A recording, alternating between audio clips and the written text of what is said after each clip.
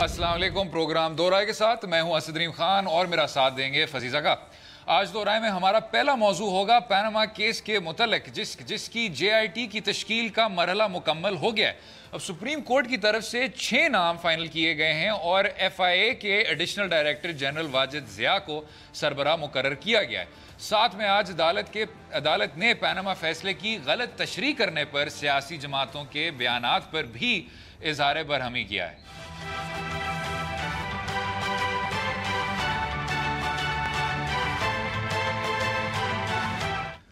जनाब, Panama case के मुतल्लिक ऐसा लगता था वैसे कि 20 अप्रैल को ये सिलसिला मुक जाएगा, इसके बाद हम अच्छी अच्छी बातें करेंगे, लेकिन वो हम बात कर नहीं सके। अभी भी कहानी जारी है और हमें बार बार ये कहना पड़ रहा है कि जी किसका जो वेट है वो ज़्यादा भारी पड़ रहा है, अब आगे अदालत क्या करेगी, कैसे करेगी। लेकिन मेरे ख्याल से वही बात करनी चाहिए कि जी जिस तरह पैनामा फैसले को आपने मंजिल तक पहुंचने दिया था, JIT को अपनी कार्रवाई करने दें, कारकर्दगी दिखाने दें और उसको मंजिल तक पहुंचने दें। इसको अब आप वो सियासी ग्लैडिएटर इसके साथ मत खेलें। इसके साथ यही होगा और इसके अलावा कुछ हो भी नहीं सकता। लग ही यही रहा था। अगर आप डिस्क्वालिफिकेशन के पीछे हैं तो आप प्रेशर तो डालेंगे कि कोर्ट पे भी प्रेशर हो, जो इंस्टीट्यूशंस हैं उस पर भी प्रेशर हो कि कम से कम ऐसा कोई आ जाए। लेकिन इस केस में आज जो सबसे इंटरेस्टिंग चीज़ थी, एक जो उन्होंने जो तशरीह की थी कि सियासी लीडरान इस केस का जो जजमेंट है गलत बयानियाँ दे रहा है इसके कि ये ऐसा नहीं था जैसे उन्होंने कहा था। और दूसरा ये कि अब जो मेरे ख्याल में एक दिन पहले उन्होंने कुछ नाम मुस्तरद कर दिए थे और उस वक्त जब मैंने सुना था वो ये कह रहे थे कि आप हमें अपने सारे ग्रेड 18 अफसरान के नाम दे दें, उसमें से हम सेलेक्ट करेंगे।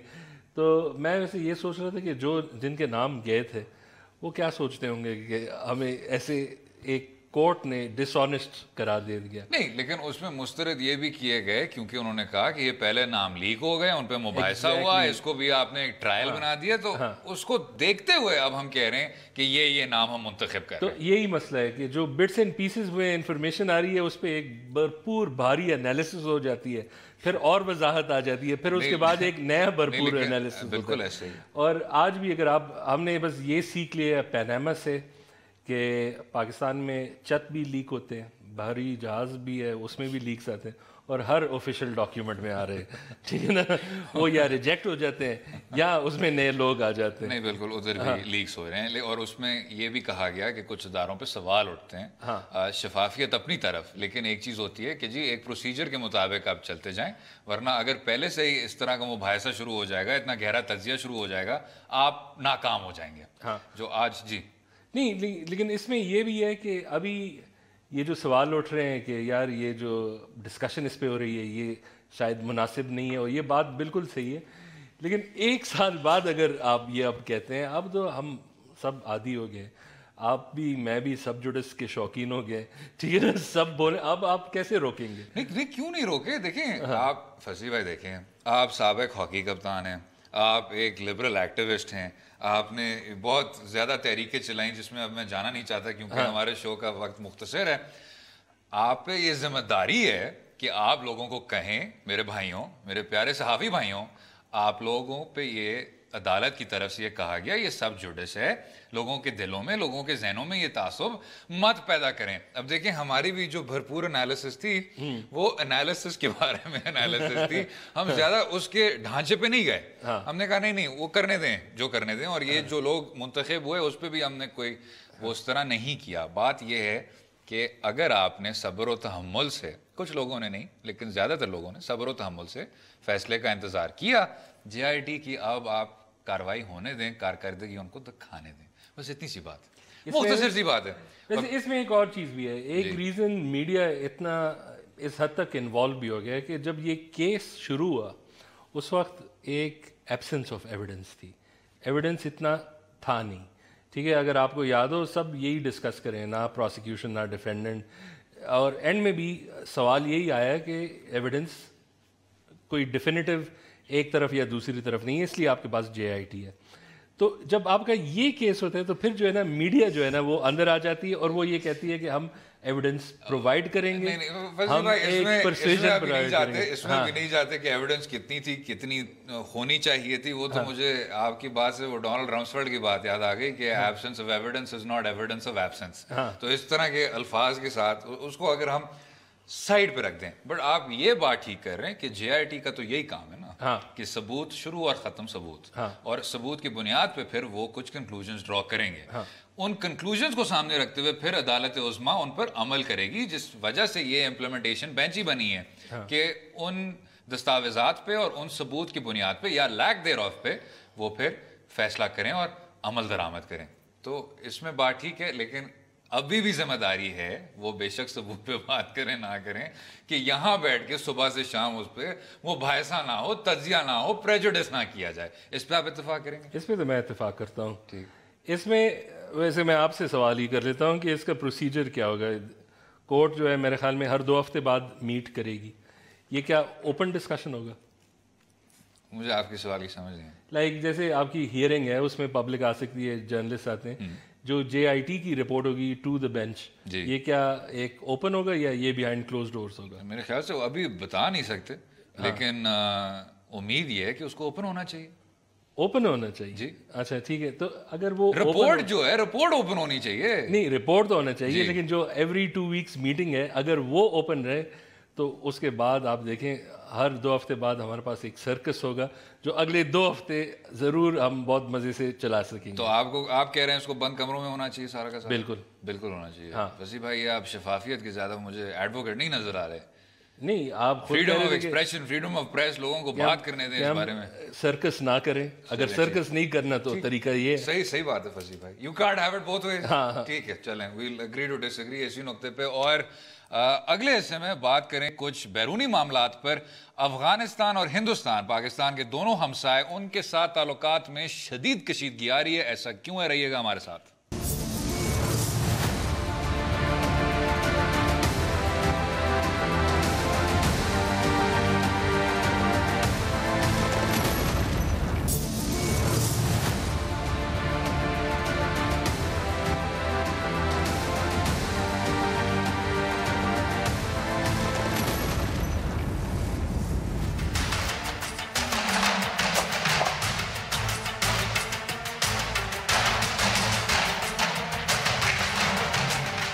ویلکم بیک ٹو دو رائے. دوسرے حصے میں بات کریں گے اس افسوسناک واقعے کی جو آج چمن بارڈر پر پیش آیا.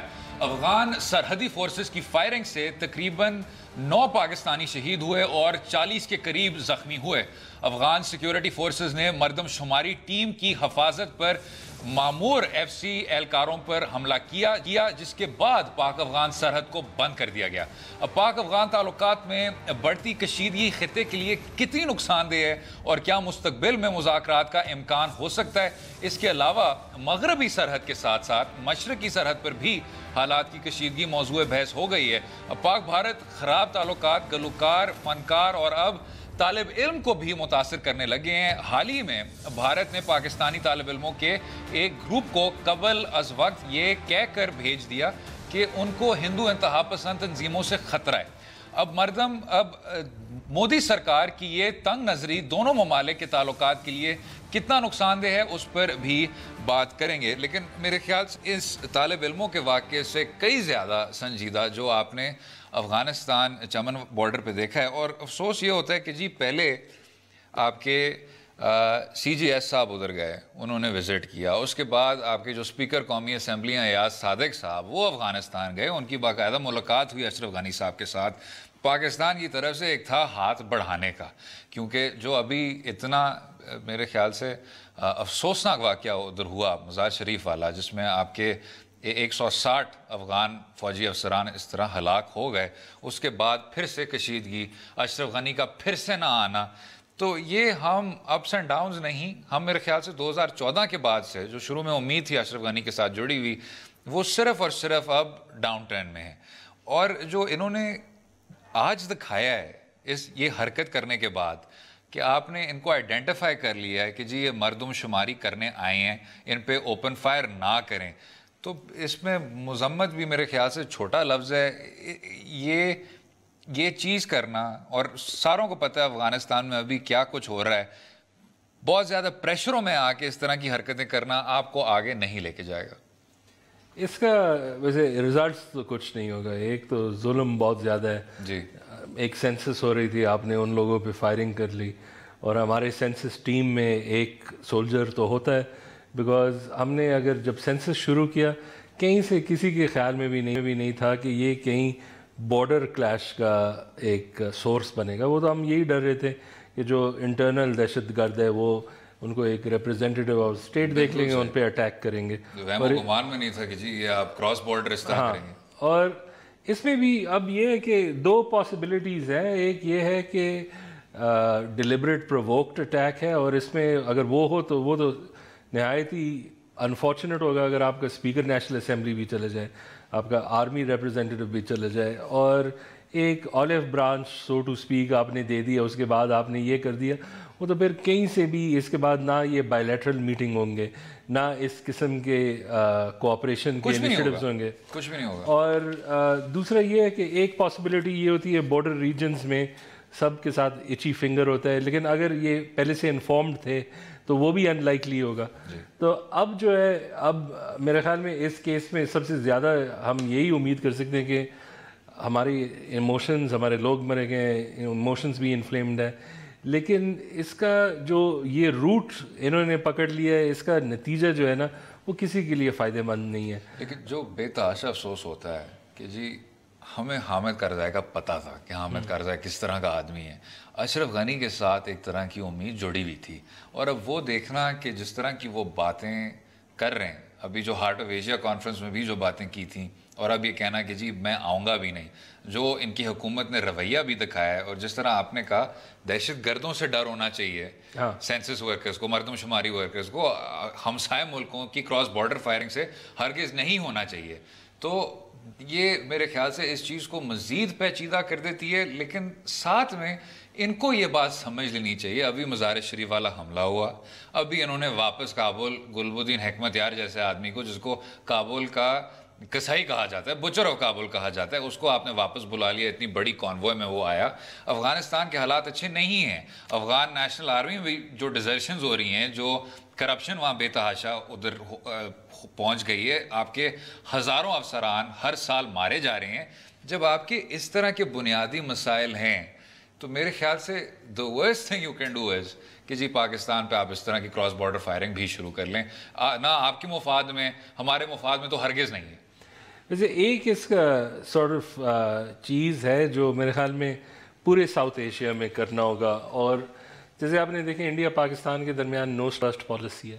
وہ یہ ہوتا ہے کہ آپ نیوکلیئر ویپنز پہلے نہیں استعمال کریں گے. وہ پاکستان ہے لیکن نہیں اپنایا, ٹھیک ہے, سوری تو آئی گاٹ دیٹ رانگ. لیکن یہ جو نو اسٹرائک فرسٹ پالیسی ہوتا ہے اس کا ایک فائدہ ہوتا ہے کہ جو آپ کے اس قسم کے ٹینشنز ہوتے ہیں وہ کم از کم ایک کرب رہ جاتے ہیں اس پہ, بیکاز ایک دفعہ آپ نے اسٹرائک کر لی وہ جو ہے نا وہ میوچولی ایشورڈ ڈسٹرکشن ہو جاتا ہے. ایک شاید ہمیں یہ بات ذرا زہر بھی لگے, لیکن وہ یہ ہے کہ آپ کے جو بائیلیٹرل تعلقات ہیں اور ریگولر میٹنگز ہیں وہ they should not be subject to آپ کا جو اسٹیٹ آف ٹینشن کیا ہے. جی, کہ کشیدگی کے بنیاد پہ آپ اس طرح کے فیصلے نہ کریں. ہاں, یا یہ جو ٹاکس ہے یہ ختم نہ کریں, جائیں ایک دوسرے کو سنائیں اور پھر 2 ہفتے بعد آئے اور پھر سنائیں. اور اس کا فائدہ یہ ہوتا ہے کہ آخر طور میں کچھ نہ کچھ جب آپ کا بالکل کانٹیکٹ ختم ہو جاتا ہے انہی واقعات کی وجہ سے, اس میں اینڈ رزلٹ آپ شاید 1-2 ایکشنز کر لیں, آپ کو فائدہ ہو جائے, لیکن جو لانگ ٹرم ہوتا ہے. اور اگر آپ دیکھیں اس کا ایک ذرا لانگ ٹرم بھی وہ ہے, بارڈر کلوجر تھا, اس سے پہلے بھی ایکشنز اکراس دا بارڈر, ان کے بھی مسائل تھے, یہ سب کچھ یہ ایک لانگ سیریز ہے. اور یہ اگر ہم ختم نہ کریں, بیکاز اب تو یہ ایک میجر ایسکیلیشن ہے کہ اگر آپ کا اوور دا بارڈر ایک بالکل بینائن ٹیم پہ آپ نے ان کا قتل و غارت اسینشلی کر دی ہے, بالکل کی ہے, تو وہ تو آبویسلی اب ہمارے آپشنز بھی لمٹ ہو جاتے ہیں. اگر آپ پھر بھی کچھ کرنا چاہیں کہ ڈیفیوز کرے ٹینشن, پھر آپ کی اپنی پاپولیشن جو ہے نا وہ خوش نہیں ہوتی. انہوں نے آپ کے جو پالیسی آپشنز ہیں وہ اسینشلی کم کر دیے ہیں, بیکاز جب بھی ایموشنز میں یہ ڈیسیجنز آتے ہیں یہ مسائل ہوتے رہتے ہیں. لیکن ہمیں یہ دیکھنا ہوگا کہ یہ جو ایک لیول پہ یہ جو انسیڈنٹ ہے اس سے دور ذرا دیکھیں کہ جو ٹاکس ہے نا जो भी हो टॉक्स डिरेल ना हो। अच्छा, लेकिन मुझे जो ये बात अजीब लगती है, आपने कहा कि जी टॉक्स डिरेल ना हो, मैं तो कहता हूँ कि जी मुज़ाकरात हर हाल में होने चाहिए, लेकिन उन मुज़ाकरात का ये भी देखना चाहिए कि मकसद क्या है। पिछले 5-6 साल से आप दोनों स्टेटेड पोजीशंस पे, अभी आपने एहसानुल्लाह एहसान का इंटरव्यू भी देख लिया जिसमें कहा कि जी रॉ और NDS जो अफगान इंटेलिजेंस एजेंसी है वो इसमें मुलव्वस है। ठीक, अब आप इनके भी जो इनके अमरुल्लाह साले टाइप जो बिल्कुल ही कौम परस्त और सीना तान के कहते हैं कि जी पाकिस्तान हर चीज़ में कसूरवार है, पाकिस्तान हर चीज़ में मुलव्वस है, वो भी यही कहते हैं कि जी आपने जो हकानी नेटवर्क के साथ कर रहे हैं, अफगान तालिबान के साथ कर रहे हैं, तो दोनों अतराफ घुसपैठिए एक दूसरे मुल्क में आपने उनको ट्रेन किया हुआ है बतौर हर मुल्क की अपनी स्टेटेड पोजीशन की। इसमें मुझे कोई ख़ास तब्दीली नज़र नहीं आ रही अगर आप सिर्फ और सिर्फ नैरेटिव पे जाएं, ये छोड़ दें कि कौन क्या कर रहा है। एक मुल्क कह रहा है कि जी ये लोग इन दहशत गर्दों को इन कबायली इलाकों में पाल रहे हैं, एग्जैक्ट वही चीज़ दूसरा मुल्क कह रहा है। तो कहना मैं ये चाहता हूँ कि अगर पॉलिसी में कोई ख़ास तब्दीली नहीं आ रही तो आपने बात किस बारे में करनी है? वैसे ये बात सही है। अगर आप देखें जो 3 ममालिक के दरमियान जो आर्टिकुलेशन है, जो वो बयानियाँ देते हैं कि उनका मसला क्या है दूसरे के साथ, वो बिल्कुल एक ही स्क्रिप्ट है कि स्क्रिप्ट वही है, स्क्रिप्ट वही है कि आपने अपने इलाके में लोग रखे और यहाँ एक्सटर्नल इंटरफेरेंस करें। तो हम अफगानिस्तान के बारे में ये कहते हैं, वो हमारे बारे में ये कहते हैं। फ़र्क क्या है? हम इंडिया के बारे में कहते हैं, वो हमें वही बात करते हैं। लेकिन फ़र्क क्या है फसी भाई? फ़र्क ये है कि अफगानिस्तान, रियासत अफगानिस्तान के पास अब कोई 60% की अपनी ही टेरिटरी पे कंट्रोल है और वो कम से कम होता जा रहा है। अफगानिस्तान हार रहा है। पाकिस्तान में एक कबायली इलाकों से एक इंसर्जेंसी शुरू हुई जो फैल गई और फिर उस जंग को आपने रिवर्स किया और उसमें काफ़ी हद तक आपने काफ़ी वो वापस स्ट्रेटेजिक गेंस कर लिए हैं। तो इस फ़र्क को सामने रखते हुए रियासत अफगानिस्तान को पाकिस्तान पे इस तरह की क्रॉस बॉर्डर फायरिंग नहीं करनी चाहिए। जिस तरह गुलबुद्दीन हिकमतयार से वाजे हो गया आपके अपने मसाइल कम नहीं हैं। नहीं, वो तो उसमें मेरे ख्याल में कोई शक नहीं है। बात यही है कि आप ज़रा वो जो वॉर गेमिंग है वो सिनेरियोज देख लेते हैं, और हम जब सिनेरियोज देख लेते हैं, अगर हम या वो कोई भी जंग हो इस रीजन में, कोई डिसाइसिवली जीत नहीं सकता। जीत एक ख़ास किस्म की हो सकती है, लेकिन जितना आप अपने पॉपुलेशन में तबाही फैल देंगे उसका शायद वो नेट फ़ायदा नहीं रहेगा। दूसरा ये कि जब आप टॉक्स नहीं करते तो आप हर चीज़ प्रॉक्सी के थ्रू करते हैं, ठीक है ना। और ये जो हमारा स्क्रिप्ट है रीजनल, जो सब कह रहे हैं एक, उसमें कोई इनोवेशन भी नहीं है। तो अगर सिर्फ एटलीस्ट राइट नाउ मैं आपकी बात मानता हूँ, पॉलिसी चेंज नहीं आने वाला, 2-3 साल नहीं आने वाला, लेकिन 2-3 साल इतने हैं कि कम से कम एक इंक्रीमेंटल छोटे छोटे चीज़ें जिसमें अंडरस्टैंडिंग आ सकती है। अगर अफगानिस्तान और पाकिस्तान के दरमियान पीस हो जाए, ये जो CPEC है एक ट्रेड रूट अफगानिस्तान में भी क्या कुछ नहीं हो सकता। और ये जो आपने एक तबाहकुन जीत की बात की, वो मेरे ख्याल से मशरकी सरहद पे भी अप्लाई करता है, मगरबी सरहद पे भी अप्लाई करता है। और ये जो आपने अभी हिंदुस्तान की तरफ से देखा इन तालिबे इल्म के मुतालिक, उस पर भी बात करेंगे अगले हिस्से में। रहिएगा हमारे साथ।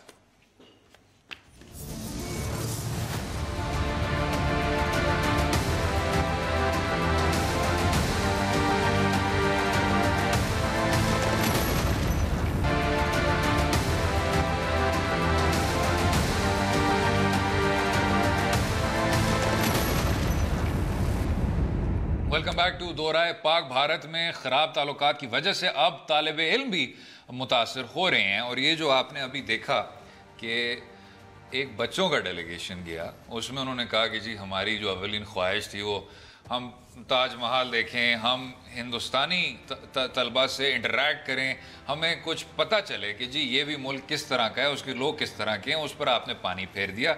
अब जो ऑफिशियल मकसद दिया गया है वो ये है कि आप उन बच्चों की हिफाजत नहीं कर पाएंगे, उनकी जो सिक्योरिटी मेजर्स हैं वो आप पूरे तौर पे मुकम्मल नहीं कर पाएंगे, ठीक।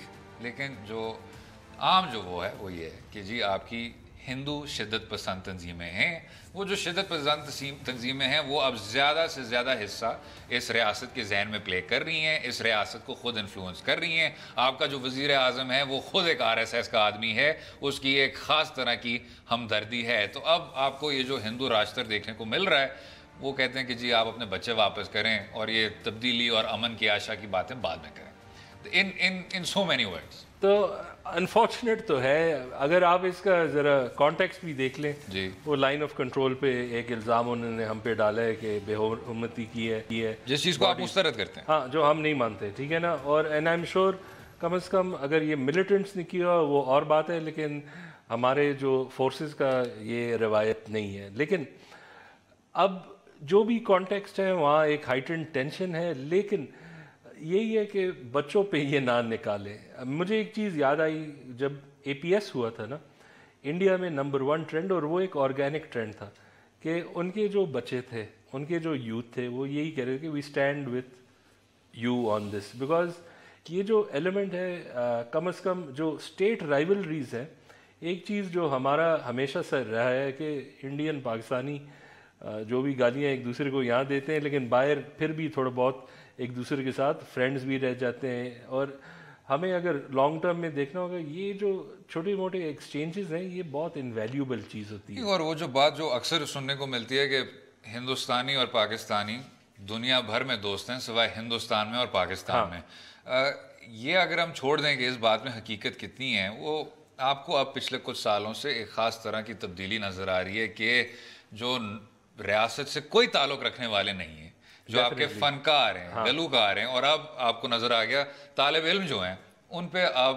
اس کشیدگی کی وجہ سے اب اثر پڑ رہا ہے. اس سے ہوگا یہ کہ اگر پہلے اختلافات ہوتے تھے دو ریاستوں کے بیچ, اب شہریوں کے بیچ, شہریوں کے دلوں کو آپ گندا کر رہے ہیں, کالا کر رہے ہیں, اور اس سے میرے خیال سے اگلے کچھ دہائیوں تک اثر پڑے گا. اور اس میں ایک جو اور مسئلہ ہے, اور یہ صرف انڈیا سینٹرک بات ہے, وہ یہ ہے کہ وہ مودی کا افیکٹ ان کے شہریوں پہ یا جیسے ہم نے کہا بالی ووڈ پہ, ان جگہوں پہ ہے.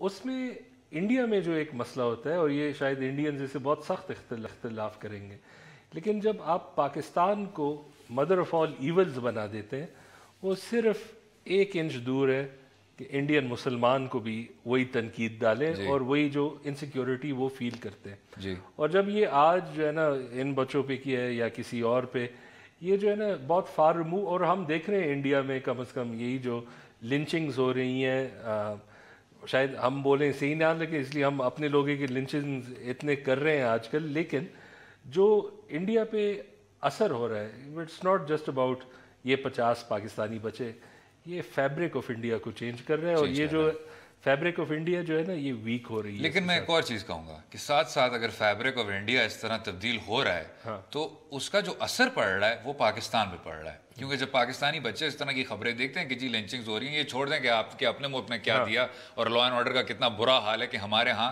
وہ بالکل لنچنگز ہو رہی ہیں. لیکن شہید محترمہ بینظیر بھٹو صاحبہ کی ایک بڑی فیمس اسٹیٹمنٹ تھی تعلقات کے متعلق کہ میں اس جنریشن کی ایک حصہ تھی جنہوں نے کبھی پارٹیشن کو نہیں دیکھا, جنہوں نے کبھی 1947 کو نہیں دیکھا. تو اس طرح میری جو ریپرزنٹیشن تھی وہ ایک نئی امید کی کرن تھی کہ پاکستان اور ہندوستان کے بیچ امن ہو سکتی ہے. ٹھیک, اب آپ کو وہی ریورس میں دیکھنے کو مل رہا ہے. ٹھیک, آپ کے جو بڑے بڑے جو پہلے کے جو آپ کے تھے سربراہ, اگر آپ بھٹو صاحب کا انٹرویو اٹھا لیں تو وہ کہتے ہیں کہ جی میرا تعصب ہے, میں جب گیا تھا پانی پینے ایز اے بچہ تو جو وینڈر تھا وہ ہندو تھا, اس کو جب پتہ چلا کہ میں مسلمان ہوں تو اس نے وہ گلاس الٹا کر دیا. ضیاء الحق صاحب نے انٹرویو میں دیا میریان ویور کو کہ جی ہم آخری ٹرین میں تھے جب پارٹیشن ہو رہی تھی اور میں نے دیکھا تھا کہ کتنی قتل و غارت ہوئی تھی ریل لائنز پہ. یہ آپ کو کیا بتاتا ہے؟ یہ آپ کو بتاتا ہے کہ پاکستانی جو لیڈران تھے, جو صدر پاکستان رہ چکے تھے, ان میں وہ تعصب تھا, ان میں ایک طرح کا تجربہ تھا کہ انہوں نے کیا کچھ دیکھا, کیا کچھ کشیدگی دیکھی, کیا کچھ وائلنس دیکھی. اب جو بچے ہیں وہ اب ٹی وی کے تھرو دیکھیں گے, وہ ڈائریکٹلی اس سے نہیں انٹریکٹ ہوں گے. اور جو شہید محترمہ نے جو بات کی تھی کہ میں وہ امید کی کرن ریپرزینٹ کرتی تھی, وہ بھی اب ختم ہو جائے گا. میاں صاحب اگر امن, اور وہ چاہتے بھی ہیں کہ امن ہو, لیکن وہ اس کو نہیں لا سکتے کیونکہ اب آپ کے یہ ایک سینٹیمنٹ بنتا جا رہا ہے کہ ہندوستان ہندو راشٹر بنتا جا رہا ہے, وہ امن نہیں چاہتے. تو وہی ہے کہ جو اب پیپلز ایک دوسرے پہ ساور ہو گئے ہیں, جی یہ ایک نئی چیز ہے. اور دوسرا ایک, ویسے آپ کی بات صحیح ہے کہ جو ایک لحاظ سے ہمیں ایک جسٹیفیکیشن, میں نے کافی لوگ میں جانتا ہوں جو ان کی ورڈ, میں خود اس میں تھا کہ میں بلیو کرتا تھا کہ یہ جو ہمارے ٹینشنز ہیں یہ ایزیلی سالو ہو سکتے ہیں اگر صرف ہم لیکن جو ہماری ایک بلیف تھی کہ انڈیا کیا ہے, فنڈامنٹلی وہ کیا ہے، وہ شاید that was true 10-15 years ago. اب جو مودی کے ساتھ ہے وہ ایک زمانے میں مجھے یاد ہے کوئی کہہ رہا تھا کہ Modi 70 years too late in proving two nation theory. ٹھیک ہے نا، کہ وہ اس کا کام ہی یہی ہے کہ میں یہ ثابت کر دوں کہ یہ کیوں ہے، کہ دو قومی تھیوری جو ہے وہ میں درست ہے. ہاں لیکن ساتھ میں بھی آپ کو یہ نظر آ رہا ہے کہ وہ اس پہ کافی خوش ہیں. ان کا ایک ایجنڈا ہے، وہ یہ نہیں ہے کہ جی پاکستان جیسے بھی کرے ویسے کرے، ایک ساورکر والا ایجنڈا ہے. ویسے اس میں ایک بات کہہ دوں، یہ ایپلیکیبل ہے پاکستان اور انڈیا پہ. ٹھیک ہے. جب آپ کی نیشنلزم جو ہے نا ایک خاص قسم کی، جی وہ بالکل ایک پاگل پن ایک انتہا تک چلی جاتی، پھر آپ کو پرواہ نہیں ہوتا کہ میں اپنے ملک پہ آگ لگا رہا ہوں. بالکل بالکل ایسے ہی. اور آپ کو یہ بھی پرواہ نہیں رہتی کہ باقی دنیا سوچ رہی کیا ہے، کیا کہہ رہی ہے، کیونکہ میرا تو نظریہ اتنا پختہ ہے. خیر امید یہی ہے کہ جی سینئر وائسز پرویل، اور زیادہ سے زیادہ اگر آپ نے واقعی میں ہندو راشٹر بنانا ہے، یہ طلبہ کو اپلائی نہیں کرنا چاہیے. آپ کچھ شہریوں کو پلیز چھوڑ دیں، اور وہ بھی بے گناہ معصوم شہریوں کو. اگلے حصے میں بات کریں گے بیرونی معاملات سے ہٹ کے اندرونی معاملات کے متعلق. ہب میں جو ایک انتہائی افسوسناک واقعہ دیکھنے کو ملا، اس پہ بات کریں گے. رہیے گا ہمارے ساتھ.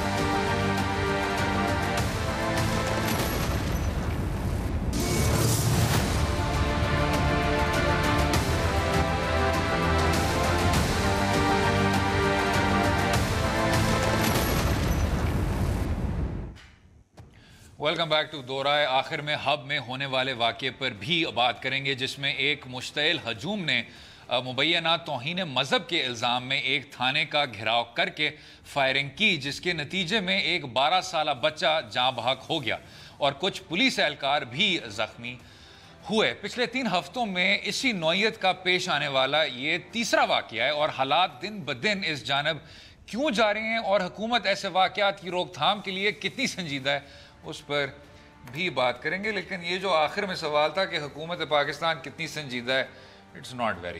آپ نے اگر مذمت کی 1-2 بیانات دے دیے، وہ بھی بہت زیادہ ہیں، اور وہ بھی اکثر آپ کو 2 دن بعد دیکھنے کو ملتے ہیں. میں تو سمجھتا ہوں جی کہ یہ جو آپ نے ایک انتہائی خطرناک نیریٹو پیدا کیا ہے، اور آپ کی انٹیریئر وزارت کا جو اس میں رول تھا، پہلے سب جانتے ہیں یہ کہ جب آپ اس چیز پہ آتے ہیں تو اس میں اگر غلط الزام لگتا تھا تو ٹارگیٹنگ ہوتی تھی، الٹیریئر مقصد ہوتا تھا، کبھی کبھی زمین کا مسئلہ ہوتا تھا، اس طرح کا ایشو ہوتا تھا.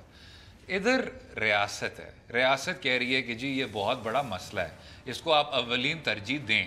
اگر آپ نے اولین ترجیح اس کو دینی ہے تو پھر آپ کا لا اینڈ آرڈر اتنا پختہ ہونا چاہیے، اتنا سنجیدہ ہونا چاہیے کہ اس طرح کے معاملے نہ ہوں. لیکن وہ بھی نہیں ہے. ساتھ میں اب آپ کو یہ دیکھنے کو مل رہا ہے کہ ریاست ہٹ بھی پیچھے گئی ہے. پہلے انہوں نے یہ شوشہ چھوڑا کہ یہ مسئلہ ہے، اور اب جب مسئلہ دیکھنے کو مل رہا ہے اور آپ کو اس طرح کے 3 واقعے مل گئے ہیں تو ریاست اپنا کردار ادا نہیں کر رہی اور اسٹیپ ان نہیں کر رہی. آدمی ویسے یہی سوچتا ہے کہ کیا آپ چاہتے ہیں کہ لا اینڈ آرڈر آپ کا خراب ہو؟ مجھے سمجھ نہیں آئی. اس کا جو روٹ ہے، ایک تو وہ مسنگ بلاگرز کا جو تھا، ایجنسیز کا تھا، اس کے بعد جو جن پہ الزامات لگ گئے، ہاں جو انٹیریئر منسٹری ہے، یہ وہاں سے شروع ہوا. اس وقت بھی سارے لوگ یہی کہہ رہے تھے. پھر ٹی وی پہ جو آ رہا تھا، لوگ یہی کہہ رہے تھے کہ یہ محدود نہیں رہے گا ان لوگوں پہ یا ان چیزوں پہ، ذرا رسپانسبلی یہ کام کرے.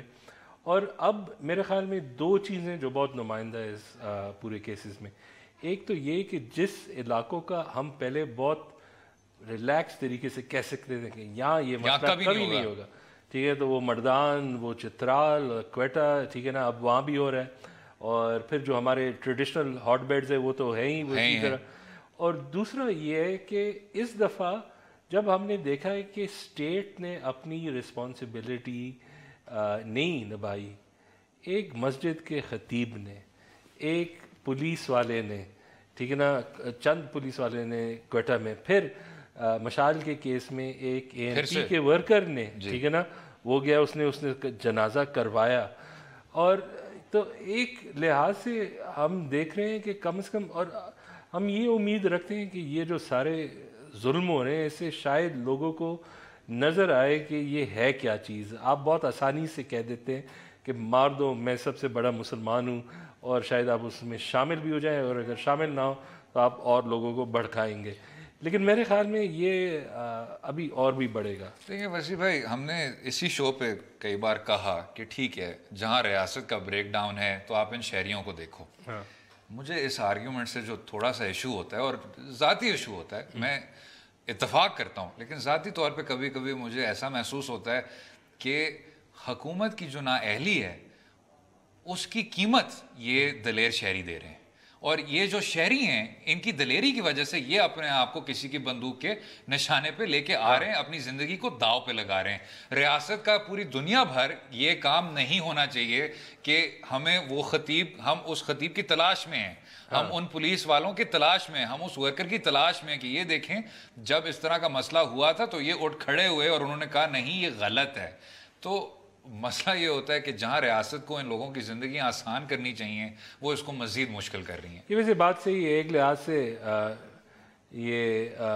وہ ایک سانگ تھا، وہ میرا بہت فیوریٹ سانگ تھا، لیکن ایک بندے نے مجھے ایک دفعہ اس کی کرٹیسزم کی، یار کس ملک کے بچوں پہ آپ یہ ذمہ واری ڈالتے ہیں کہ وہ کسی hard and jet black terrorist سے مقابلہ کریں. ٹھیک ہے نا. اور ہم نے بالکل سب پہ یہی ڈالا تھا. میں ان کا نام ابھی بھول گیا ہوں. یہ جب سوات میں بھی ہم نے تو بیسکلی سوات دے دیا تھا، ٹھیک ہے نا، بس لے لیں، ہم سے نہیں ہو رہا. اور ہر ایک سیاسی جماعت نے اتفاق کر کے دیا تھا کہ یہ لے لیں، ٹھیک ہے. اور وہاں ایک وہ میرے خیال میں افضل خان لالا تھا جو 80-90 ایئر اولڈ مین، ایک آؤٹ آف مینی یہ ایک آدمی تھا، یہ خود کر رہا تھا. پھر سب اسے دانت بھی دیتے تھے صاحب، لیکن کیوں پڑا؟ یہ ایک چیز ہے کہ جہاں میں بالکل متفق ہوں اس پہ، جہاں ہم ان لوگوں کی تعریف کریں کہ ہاں آپ کی یہ ذمہ داری نہیں تھی لیکن آپ نے ہم سب کے لیے کیا، لیکن یہ بھی پوائنٹ آؤٹ کرنا ہے کہ دیکھیں یہ اور لوگ ایسے بس ہم اور نہیں ایکسپیکٹ کر سکتے ان لوگوں سے. اور کتنا افسوس کہ جہاں ہمیں دلیر شہریوں کے نام یاد ہیں جو ریاست کی کوئی کارروائی یا ریاست کی کوئی سنجیدہ پالیسی یا ریاست کا کوئی اس طرح کا کاؤنٹر نیریٹو وہ آج تک دیکھنے کو ہرگز نہیں ملا. خیر، امید ہے آپ کو آج کا پروگرام پسند آیا ہوگا. کل تک مجھے اور فصیح زکا کو اجازت دیں، اپنی رائے سے بھی ہمیں آگاہ کیجیے. خدا حافظ.